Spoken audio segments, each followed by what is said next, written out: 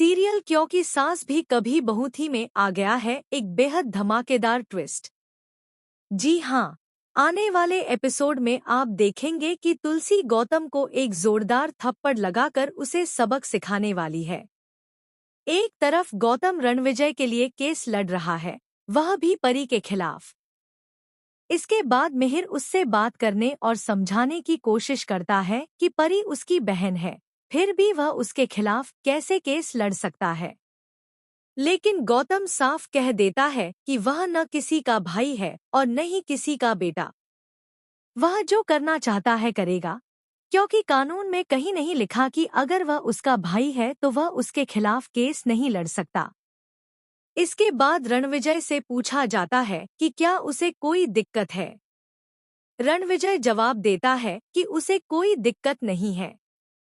जैसे ही कोर्ट की हियरिंग शुरू होती है, गौतम परी से उसकी पुरानी शादी को लेकर बेहद उल्टे सीधे सवाल पूछता है। इस पर हेमंत बीच में बोलता है और जज साहब से पूछता है कि इन सवालों का क्या मतलब है। तब गौतम कहता है कि इन सवालों की जरूरत है, क्योंकि पहली शादी में भी परी ने यही इल्जाम लगाए थे और अब दूसरी शादी में भी वही इल्जाम लगा रही है।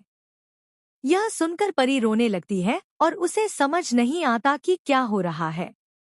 इसके बाद जब तुलसी कटघरे में पहुंचती है और उससे पूछा जाता है कि क्या उसने पिछली बार अपनी बेटी के खिलाफ गवाही दी थी, तो वह हाँ कहती है। लेकिन जब गौतम वही उल्टे सीधे सवाल दोहराता है, तो तुलसी को गुस्सा आ जाता है और वह गौतम को कोर्ट रूम में ही एक जोरदार थप्पड़ जड़ देती है।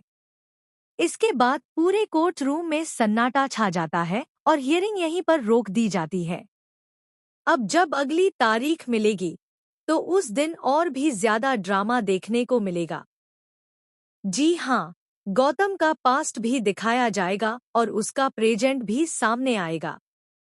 साथ ही यह भी दिखाया जाएगा कि वह मिहिर और तुलसी के सामने क्यों खड़ा हुआ है। यह सब करवाने वाली कोई और नहीं बल्कि नोनी है। यानी नोनी को पहले से ही पता था कि गौतम कोई और नहीं बल्कि तुलसी और मिहिर का बेटा है। सीरियल अब और भी ज्यादा इंटरेस्टिंग होने वाला है।